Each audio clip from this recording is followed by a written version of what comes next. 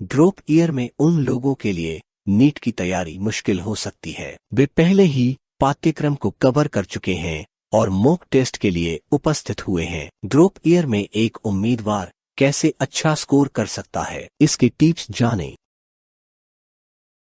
NEET 2022 का परिणाम 7 सितंबर को घोषित किया गया था और नीट 2023 का आयोजन 7 मई को किया जाएगा। यदि आपने पिछले साल नीट में अच्छा स्कोर नहीं किया था और पहले से ही तय कर लिया है कि आप अगले साल फिर से परीक्षा देंगे, तो आपको योजना बनानी चाहिए और तैयारी करनी चाहिए।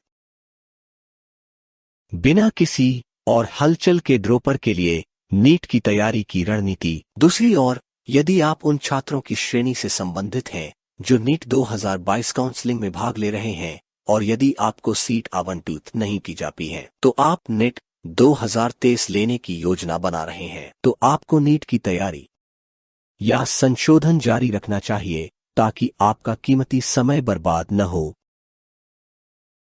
हाल की रिपोर्टों के अनुसार नीट 2023 आवेदन पत्र मार्च में जारी किया जाएगा और इससे पहले एनटीए द्वारा दिसंबर 2022 में अधिसूचना जारी किए जाने की उम्मीद है। इसलिए उम्मीदवारों को परीक्षा की ताज़ा खबरों और अपडेट पर नजर रखनी चाहिए और तैयारी करनी चाहिए।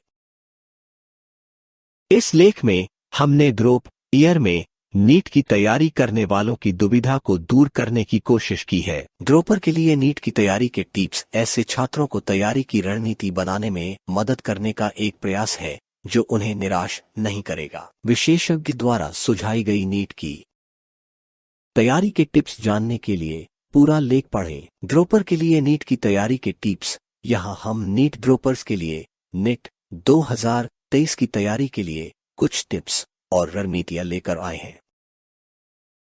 क्या गलत हो गया? ड्रॉपर के लिए पहली नीट तैयारी टिप यह पता लगाना है कि पिछली बार क्या गलत हुआ था। इस कारण को स्वीकार करना कि आप परीक्षा क्यों पास नहीं कर सके नए सिरे से शुरुआत करने के लिए बहुत महत्वपूर्ण है। नीट में अपने पिछले प्रयास में कम स्कोर के लिए आपको जो चीजें जिम्मेदार लगती है उन पर ध्यान दें। इस सूची को तैयार करते समय अपने प्रति ईमानदार रहें। यदि आप इस स्तर पर कमजोरियों को स्वीकार नहीं करते हैं तो आप उन्हें दूर नहीं कर पाएंगे और अगले प्रयास में बेहतर प्रदर्शन नहीं कर पाएंगे। अपनी गलतियों से सीखना। अब जब आपने उन सभी चीजों की एक सूची बना ली है जो आपको लगता है कि नीट में कम स्कोर के लिए जिम्मेदार है, तो आपको उन्हें एक एक करके सही का निशान लगाना होगा। अगर आपको लगता है कि आपने रिवीजन पर पर्याप्त समय नहीं लगाया, तो अब आपके पास इसे सही करने का मौका है। अगर आपको लगता है कि आपको अब भी संदेह है, तो उन पर काम करना शुरू करें। सूची लंबी या छोटी हो सकती है, भले ही आपने कितने ही कारण बताए हो। आपका उद्देश्य ऐसा कोई कारण नहीं छोड़ना है जो आपको अगली बार नीचे खींचे। तैयारी के प्रति एक नया दृष्टिकोण। यदि आपके पास कोई संरक्षक या मार्गदर्शक नहीं है, तो अब समय आ गया है कि आप किसी एक को खोजें, क्योंकि आप पहले ही एक बार इस परीक्षा का प्रयास कर चुके हैं। आप पहले से ही नीट पाठ्यक्रम और पैटर्न से परिचित है।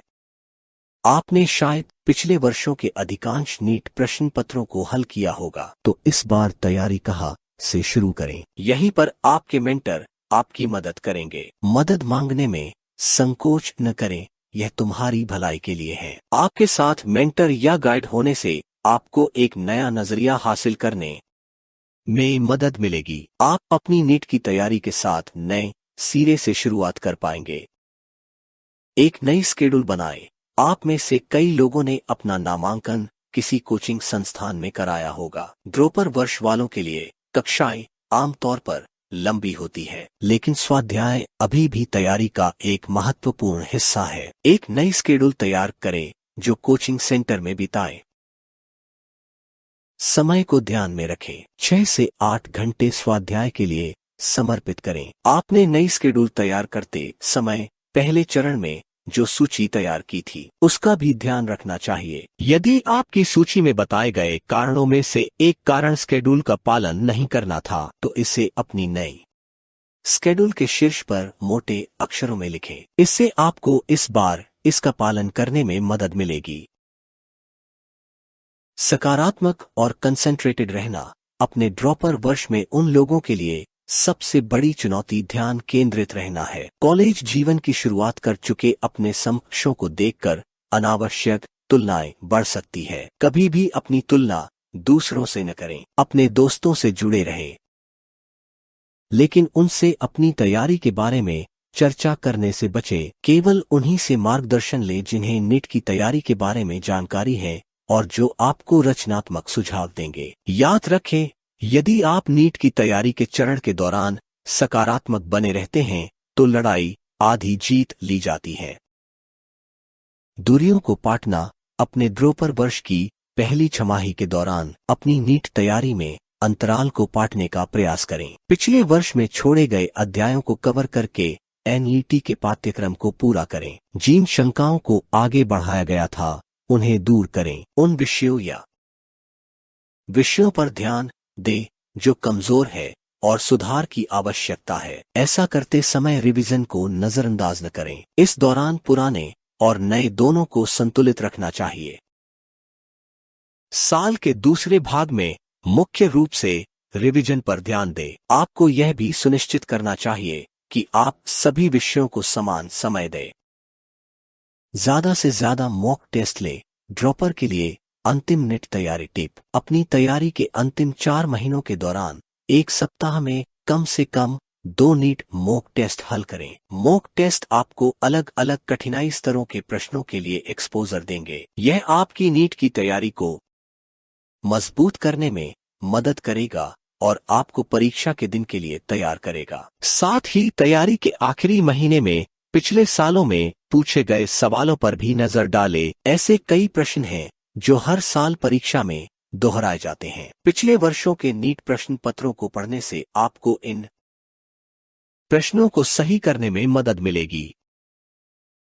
अपने आप पर सख्त मत बनो। अंतिम लेकिन कम से कम आपको अपने आप पर कठोर नहीं होना चाहिए और अपने आत्मविश्वास को प्रभावित नहीं करना चाहिए। नीट एक अत्यधिक कठिन और कॉम्पिटिटिव एग्जाम है, इसलिए यह ठीक है अगर आप पहले प्रयास में सफल नहीं हो पाते हैं। सबसे महत्वपूर्ण कारक खुद पर भरोसा करना और सही तैयारी रणनीति का पालन करना है। इसके अलावा यह तय करना एक महत्वपूर्ण बात है कि नीट के लिए 1 साल ड्रॉप करना है या नहीं, जो आपके स्कोर, आकांक्षा आदि जैसे कारकों के आधार पर किया जाना है। तो फ्रेंड्स, आज की वीडियो में बस इतना ही। अगर मन में कोई संदेह है तो जरूर कमेंट करें। धन्यवाद।